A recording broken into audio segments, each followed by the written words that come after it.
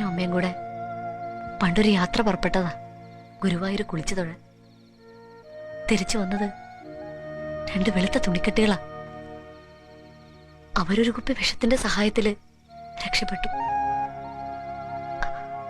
ആശുപത്രിക്കാര് കുത്തിക്കേറി കെട്ടിത്തരാൻ വൈകിയതുകൊണ്ട് പാതിരാത്രിക്കാ കൊണ്ടുവന്നേ. എന്റെ ഇളയത് 3 പെൺകുട്ടികളാ.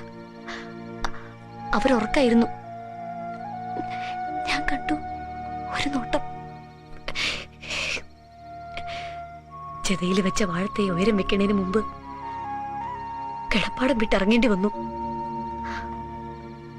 അന്നു തൊട്ടിന്ന് വരെ ഓരോ വീട്ടിലെ അടുക്കളപ്പുറത്തായിരുന്നു ജീവിതം. പിന്നെ ആകെയുള്ളൊരു സഹായം ആ കേശവൻ നായരാ.